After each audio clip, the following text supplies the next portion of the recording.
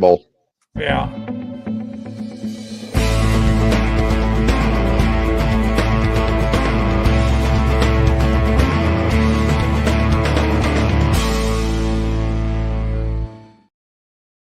Hi, I'm David with the EV World News. We're talking about electric vehicles, green energy, and the stock markets. I'm back today with our founder and chief editor, Bill Moore. How's it going today, Bill? I'm fine, thank you. So why don't we start out? Why don't you tell us about the Berkshire Hathaway event? Well, I was able to. I'm hearing a lot of echo here. Oh God, we got audio problems today, folks. Sorry about that. Yeah, I had the opportunity to go down Friday afternoon to attend the opening of the annual Berkshire Hathaway shareholder meeting. That is the company, of course, that Warren Buffett owns and will be officially retiring from at the end of this year. So he's passing on the baton to a new gentleman, I guess, whom obviously has a lot of confidence in. Berkshire is one of those amazing companies located here in Omaha, Nebraska, and it's put Omaha on the map. Aside from, of course, being Union Pacific Railroad, and things like that. So my mission was to go down there and talk to a number of different of the companies that Berkshire owns. One of the big surprises was pilot companies. So if you drive a lot, you'll obviously probably be passing pilot service stations, right? In Britain, you might call them forecourts or something. It's where we stop to refuel our cars, and typically pilot stations are located along major interstates and things like that. Well, it turns out as I'm walking by the pilot exhibit, I had no plans to stop there. I'm looking over and I'm seeing a General Motors 350 kilowatt fast charger. Now, what the heck is this? So I walk over and meet up with a young lady there, and she proceeds to fill me in on what Pilot's doing. So, what has been largely and longly criticized for his investment in, fossil fuels, various companies, Occidental, I think, Petroleum, and others. And it's nice to see that in one of those investments, on electric vehicle technology. So she told me that they have 160 plus charging positions, and each one of the podiums, or what you want to call them, towers, whatever, EVSEs I prefer to call them, each one has two 350 watt fast chargers there, and they're all, of course, the current CCS system. But they're shooting for a target within, I think, by 2027 of having 500 locations. And by the way, that 160 plus is located in 33 of the 50 U.S. states, which is kind of interesting. So if you're out there and you're on an across the country road trip in an EV, you can now look to pilot stations to refuel, to recharge, recharge your EV. Now, apparently these are listed. They have a pilot app, I think she told me, and you can find them on the pilot app. And I would assume other of the online services will list those stations as well. So if you're looking for a quick charge, take a look at the pilot station. So also had an opportunity to talk to the NetJets people. They do I don't know how you would describe that. It's basically a corporate service where you can have access to corporate jets, everything from citations up to Gulfstreams. So they talked to them about an idea, talk to flight safety, which is interesting because if you follow EV World or other sources that track what's happening in the world of eVTOLs, electric vertical takeoff and landing aircraft, that's becoming a thing now. So obviously you need to train pilots or eVTOL operators, whatever you want to call them, helicopter pilots. You need to train them in how to fly those aircraft. Aviation Flight Safety, the company, the name of the company, based out of Columbus, Ohio, specializes in training pilots as a I assume mainly corporate pilots.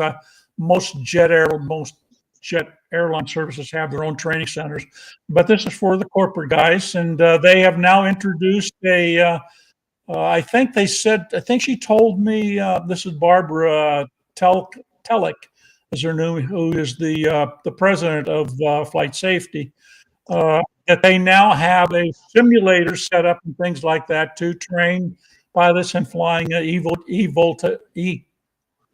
tolls. eVTOL. I get it out. Yeah. eVTOL aircraft. Yeah. Flight Safety trains a lot of our commercial airline pilots. Yep. So that's their deal, and they're getting ready to tackle the electric vertical takeoff and landing segment of the market as well, which is kind of cool, kind of interesting. Also had a chance to talk with a representative of Geico, which is of course the insurance carrier that insures homes and boats and cars and things of that nature, about that idea which I talked about last week about taking and coming up with a way to fairly tax us EV drivers so that we're paying our fair share of the highway trust fund. That number has, I don't know if it went up last week from $200 to now it's $250. And I think we did talk about that before. So that's maybe fair number, and it may not. I think I've read some comments that people said that the average American driver of a gasoline powered car only pays about $90 a year. And if that's true, then why are all the rest of us that drive EVs going to be charged 2.5 times that? So I have a proposal, and the lady that I spoke with there at Geico said that was a interesting proposal. Of course, interesting could mean many things, right? But we'll see if they follow through on that. So that was my jaunt down to the CHI Convention Center, where all of the people. Oh, the other interesting thing is we have Lime scooters here in town where you can rent a Lime scooter and get around. Wow, there were a lot of people going to and from the Berkshire Hathaway event, riding Lime scooters around town, so around the conference area. So that was kind of interesting. Another EV slant. The one thing I didn't see there, and I didn't, I think tried to cover most of the exhibit hall. The one thing I didn't see there was any kind of representation by BYD. They just haven't been there for a number of years. They were there not, after Berkshire invested in them, and they've not put in an appearance since then. So whatever, take that for whatever that means. I either A, missed their exhibit, or B, they just aren't showing up now. So I suspect it's probably the latter, because I made a pretty good loop through the exhibition area there at the CHI Center. So there's my report.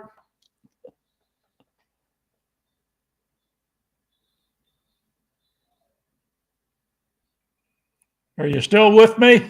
All right, there we go. Okay. So, a couple of things. I didn't know that Berkshire owned Pilot. Yeah, that surprised me too. So that was a big piece. The other thing is Flight Safety trains all kinds of commercial pilots. Right. Wow, I've got this bad echo, and it's driving me crazy.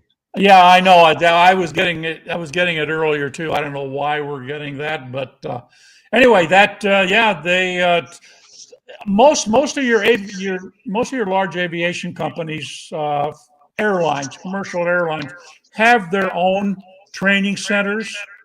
Now I'm hearing the echo again. So God, this is weird. Sorry about the audio problems today, folks. But so if United, for example, has a big training center in Denver. Continental, when Continental was its own air carrier, had a similar training center down in at Houston International. Wow, I must be hearing your headphones through your microphone. So anyway, that's what's happening in the Warren Buffett front of things. So I mean, again, he is retired. He officially announced his retirement at the end of the year. Wow, well-deserved retirement too. I didn't stay. I didn't stay around for that. He normally does his presentation, his Q&A sessions on Saturday, and I went down on Friday, so I didn't want to go back and fight the crowds and all that stuff. I got what I wanted to get done, and I can always read about it in the company newsletters, or although I'm not a shareholder. Oh, although Dave, I got one of these for you. If you want your version, Nice. I'll be happy to Nice. give I it got to my you. press pass. Yeah. So There you go. You just got to remember the next time we see each other. right. So anyway, is BYD. You just never know. I mean, you get a lot of people. Did you see the protesters? Were the protesters for against No, not on Friday. There weren't any. Berkshire's owning of energy companies? No, there were none So last on year, Friday. I saw them last year. Okay. Well, there weren't any out. There weren't anyways, any out Saturday or Friday afternoon. Some news here. This is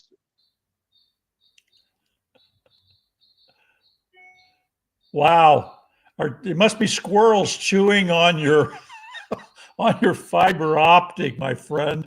Something's going on. I can hear myself fine, and seems to be in pretty good sync. But you're frozen again.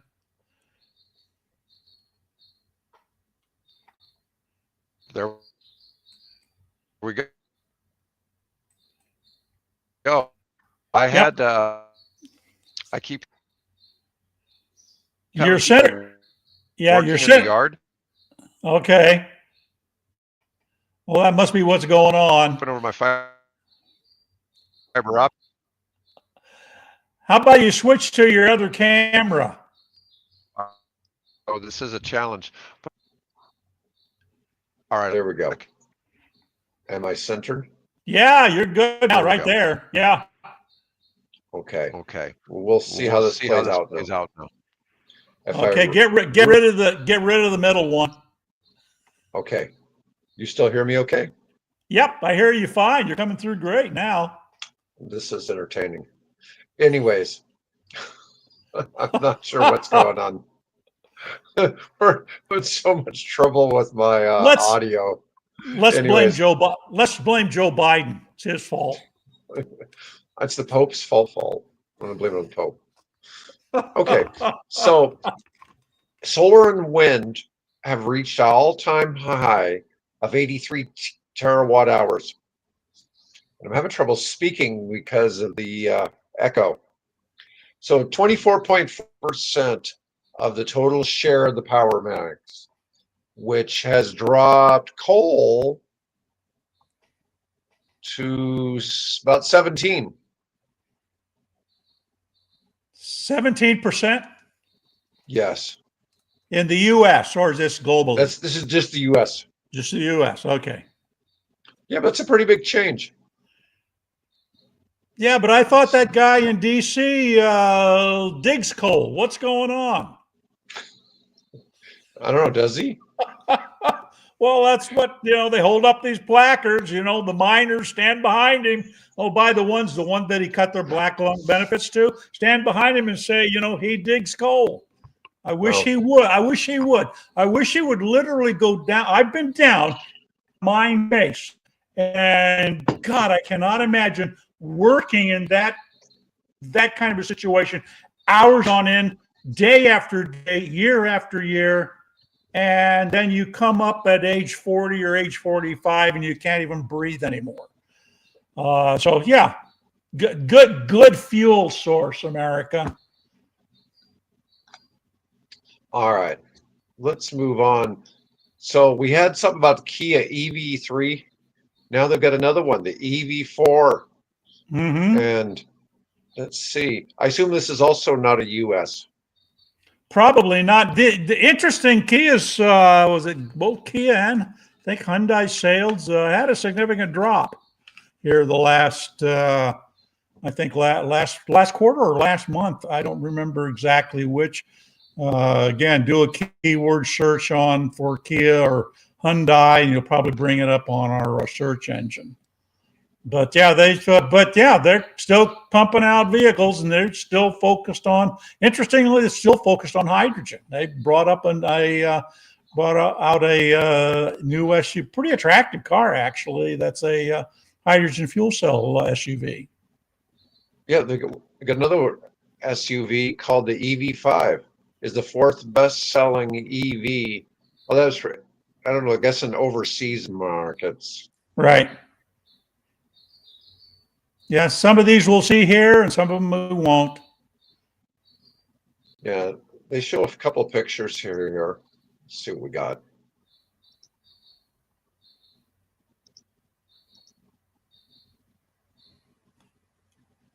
There's an EV3.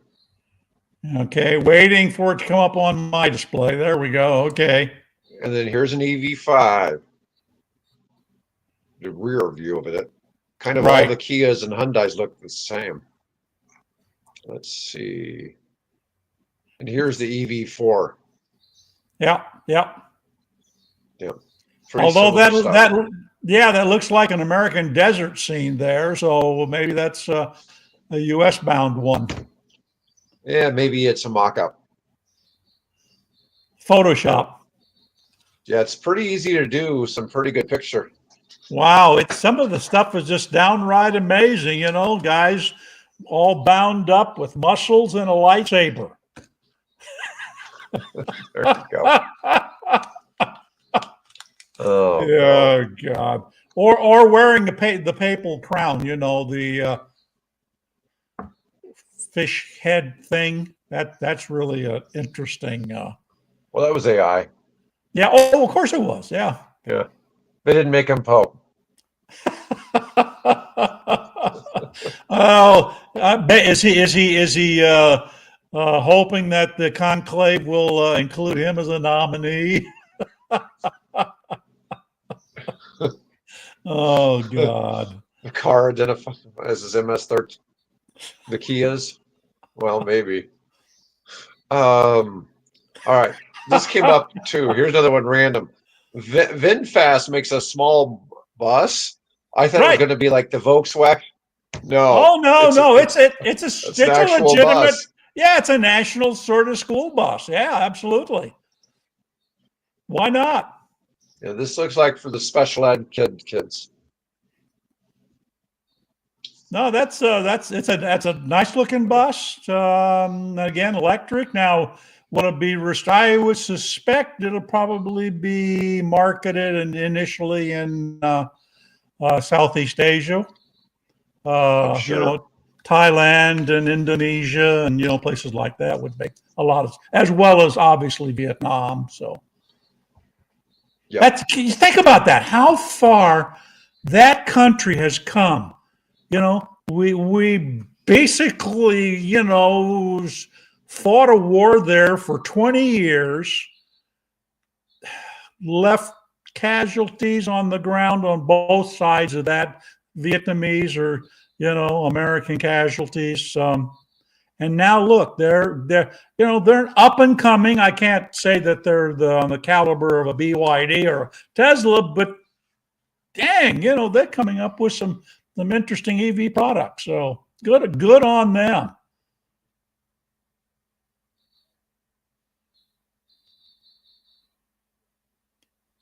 Okay, are we still here? Okay, you're just really getting up to speed on it. There we go. Now do you hear me? Okay. I hear you fine. Yeah. Okay. Anyways, let me. close out Hey, this. hey, by the way, don't feel bad about this because there's a couple of guys that do daily podcasts who are professionals, much more so than we are, and they have these same problems. So, not to worry. We I get appreciate it. you. The 12 of you that are listening, thank you for hanging in there with us. Yes, it's just kind of funny. Oh Lord. Yeah, I don't know what to say there. Am I clear now? Or am I Yeah, still lagging? no, you're Okay. great now. Yeah, you're right up to All right. speed there. Don't make But I sure like you. this little bus. This is Yeah, a cute little bus. It's just they should have made it yellow. It would have made it obvious that it was a school bus if it was yellow. no, I don't think it's actually a school. I think it's No, it for. is. It is. It says right here, interior design, student transport version. Oh, excellent. Well, yeah, student version. They'll be more. Well, we'll see. We'll see if one here would be an interesting thing to see whether they can get it here in the U.S. BYD already makes buses here in the U.S., so why not bring these? Of course, now the question is what happens with the tariffs, right? Mhm. Do they get socked with a huge tariff, or do they end up moving production here? All up in the air at the moment. I'm sure they're All having. right. So let's go back to Go ahead. let's go to Jim Farley's favorite habit. That's going out and driving Chinese EVs. Yeah, well, why not? So he must have went to the Shanghai Auto The Show. Shanghai Auto Yeah. Show, sure. So Farley is the CEO of Ford, and he's been driving Chinese cars to scope out competition. Their strengths reveal to you your weaknesses, says leadership. Yep. And he did Lightning. So has what was it, a Xiaomi SU7? Yeah, something like what was that. it? Yeah. The The Chinese cell phone manufacturers at Xiaomi. Yep. Yeah. He Porsche knockoff. Let's see. But he liked it. So Ford has spent billions of dollars dominated by BYD. Oh yeah, no question. Let me see. We flew one from Shanghai to Chicago. He drove it for 6.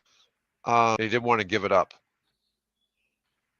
Let's see what they've got here. Oh, thing. He says the best way to grow it, but Your audio's breaking up again. Ford, and this is kind of just the worst article ever. No,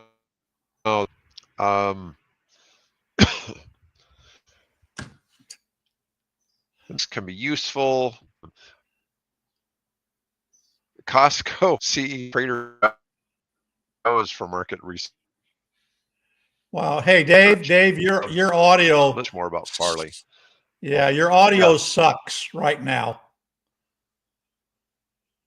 Is it? Okay. Yeah. Let me.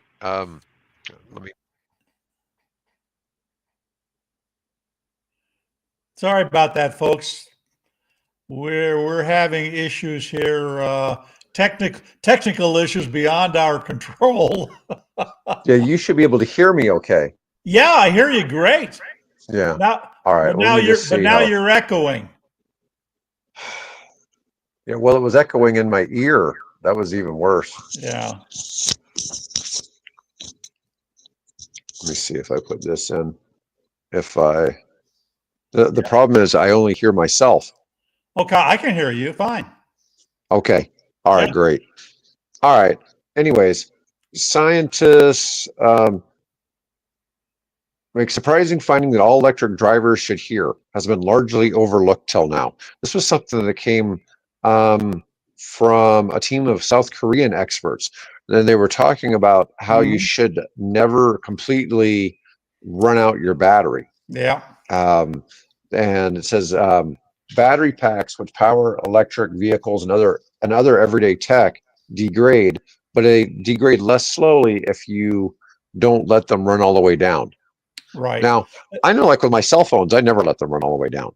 No. Not even get close. Yep. I'm kind of bad about actually. In fact, sometimes I worry I charge them too much, but I like them to, to know they're at 100% in case I ever, really need to do something, right? Well, that's the same issue with my, that I have with my electric cars. I do not. I think I have once maybe got mine down to 30%.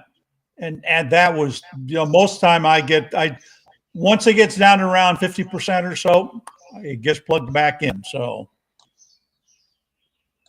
and that may account for why my Fiat 500e, I can still get over 100 miles of charge on the battery, even though it's only rated for 84. So when they did this on high nickel packs, they were discharged under controlled usage. They maintained more than 73% of their capacity after 300 cycles, compared to tired cells that marked only 3.8% retention after 250 cycles. That was based on the fact that in one case they were running it all the way down, in the other case they weren't. Yeah. So it's a significant difference in that. But you saw that even with your own car, right? You've been seeing the range going up. Yeah, the range has been going up. Yeah.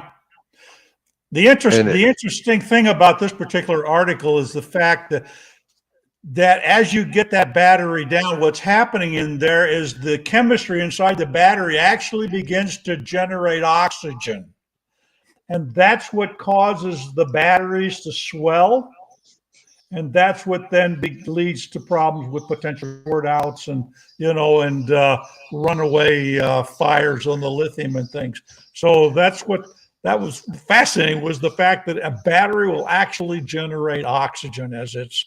Now, this obviously has to do with the chemistry in the battery itself. But the particular lithium batteries, they will swell, and that swelling will cause problems. So. All right. So let's move on to Audi. So Audi has increased their sales of EVs from a year ago by 30%. Mm-hmm. They're really starting to crush it. So in the first quarter, the whole brand delivered 388,000 cars and about 12,000 motorcycles. And out of that, 46,371 were electric. So that would represent, about 13% of the whole Audi mix. Now that includes brands Audi, Bentley, Lamborghini, Ducati. So that's pretty good spread. Let's see what else they've got. And they saw some pretty significant growth on EVs. In France, they went up 170%. Switzerland, 120%. Yeah. Netherlands, 87%. Germany, almost 60%. So they're seeing pretty significant change. And in all those countries, interestingly, Tesla was going the other direction. So you think they're absorbing the Tesla? I think they're absorbing the Tesla. Yeah. It could be. In Europe, Audi brand deliveries actually overall declined slightly. Not by much, just a couple percent. They had a decline in North America, and they were down 7% in China from the previous year. But that's in overall sales, but they were up in EVs. The market globally, probably keep between 50 and 80%. Yeah. The market globally is going up. Seems like the only place that's really sort of stagnating is here in North America, and multiple reasons for that. Some cultural, some political, some economic, some technical. All right. Yeah, here's something interesting. We always see wishy-washy news from Toyota, right? So, this is not this particular one. If that's the one you're talking about, is not wishy-washy. I get it, but it's like one day Toyota's in the EVs, one day they're not. day. They think, different things. All of a sudden now they issue urgent warning. Falling behind China goes far beyond just EVs. Yep. And Toyota's warning we don't have much time left, with China poised to take the lead in other emerging technology following EVs. Even as new models are being introduced into China, China keeps outpacing every other country. And first 3 months of 2025, 2.4 million electric cars were sold in China, which is 60% of the 4.1 million sold globally. Yeah. That's a big number. Most batteries are coming from China, with CATL and BYD dominating the markets. CATL and BYD were 55% of the global EV battery market just in 2024. And it's probably, who knows if that's going to keep growing. In March, BYD released its new Super E platform with ultra-fast charging that can add 250 miles range in 5 minutes. The first model based on that platform, the Han L, starts at just $30,000. Yeah. That's pretty impressive to have, 50 miles of charging per minute. Of course, you got to have the juice at the charging station to be able to put that. I mean, that's one thing to do it in a lab, right? It's going to take a while to get a grid that can accommodate that kind of juice. In fact, this was part of the conversation I had with the young lady at Pilot, because all of those charging stations, even though Pilot tends to be the place where your truckers pull in and, refuel and get lunch or dinner or whatever. And I asked her, so at what point will you have the capacity to handle the large trucks? And she said, well, we're still working on that. We're not exactly sure exactly where or when we're going to do that. So, but they're aware of it. I keep hearing this echo. It's weird. Sorry about that. But I still think battery swapping is the way to go for big trucks. I don't think it's just having the mega packs. Oh, well, that would make sense. I mean, it'd make a lot more sense to just let those charge up, be there. The batteries are there to take renewables or whatever else and store it and load balance. I mean, you could provide a tremendous amount of load balancing, especially if there's like 100 battery packs charging, at some location. It would make a lot more sense to then have the consistent power flowing through the facility. And then you have the solar panels, that would cover the whole area there, and they could charge with sunlight. And so many of these are out in the rural area, so you could have wind turbines. And let's make sure we talk about the Carno generator sometime. Okay. Sandy Monroe, I just watched a video by Sandy Monroe where he visits the guys that are making this. So it's called the Carno. How would you call it? It's a generator, but it is so different from everything else. There's a link on the website if you guys are interested in it, but it's a different kind of an energy generator that can use 8 different types of fuel. Okay. With minimal, there wasn't. He asked him about the pollution that it generates and says, well, we capture it all in our filters.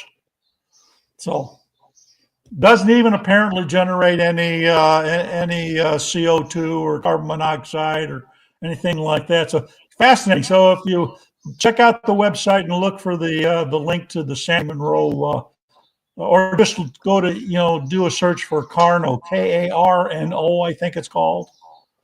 Fascinating new engine generator technology. All right. Well, still on this topic from Toyota, one of the things that Toyota's hydrogen boss says, China is the most advanced in the world for hydrogen trucks. The Chinese government ordered turning major logistics routes into hydrogen highways. So apparently China's trying to do something with hydrogen. Yeah. They're expanding refueling stations while driving down costs, which are now just a third of Japan's. Hydrogen fuel cell bus and truck sales in China were higher than every other market combined at 7,069.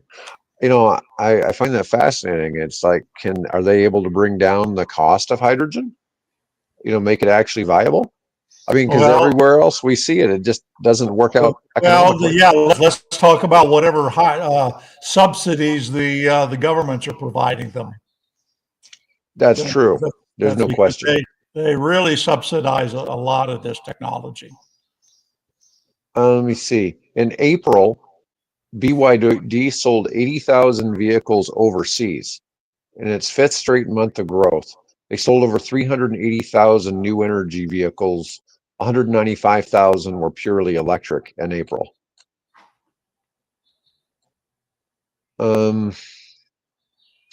BYD sales are expected to double in Europe to around 186,000 in 2025. By 2029, that could reach 400,000 sales. Yeah, that's why they built that gigantic. Well, I guess they got several of them, but gigantic car carriers. Mhm. They can put several thousand cars in that carrier. Amazing. Yeah. Oh, and your question if the trailers were the battery packs. The problem is then you can't haul any material, right? You don't want to be cutting down on the payload, and this is one of the things. Already, even for the Tesla trucks, there's been some accommodation to allow them to weigh like 4,000 pounds more to help Yeah. accommodate the fact they have the battery packs, but that extra weight's on the cab, not on the Right. trailers. Right. And the It's not a trailers crazy amount heavier, but they are heavier.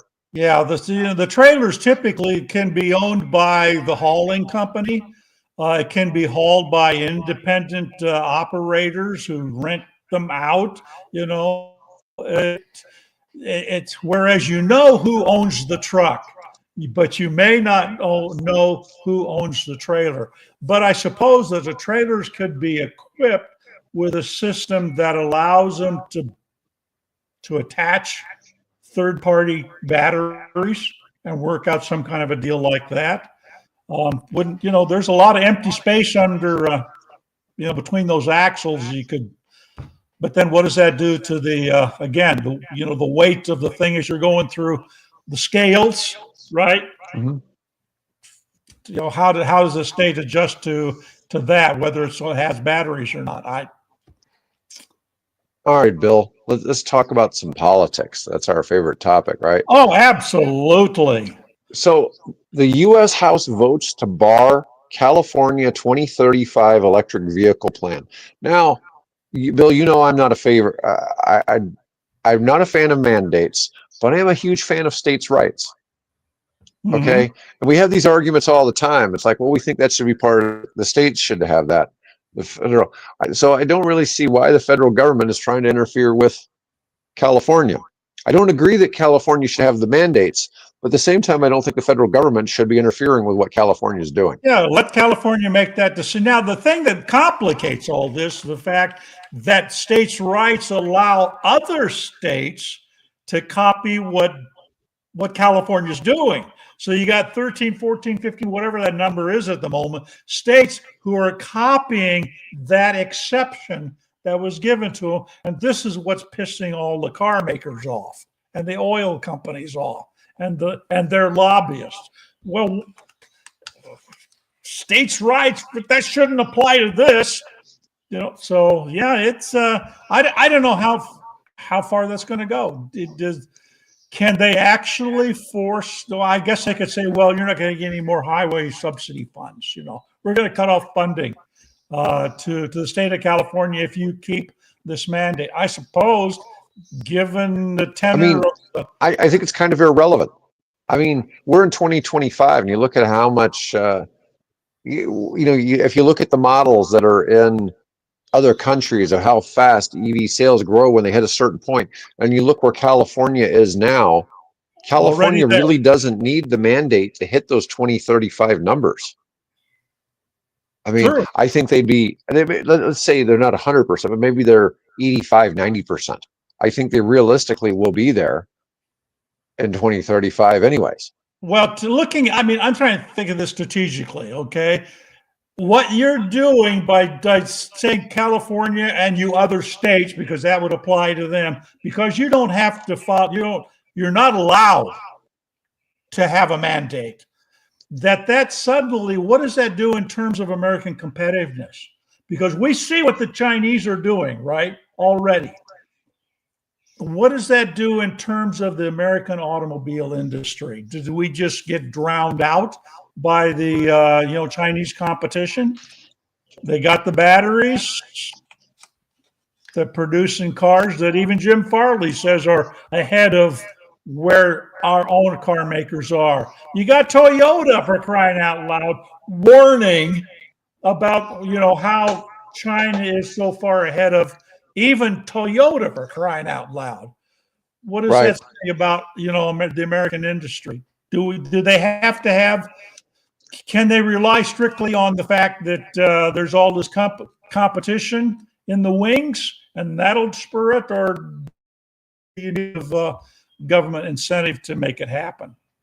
That's the debate, I think. That's all we got for today.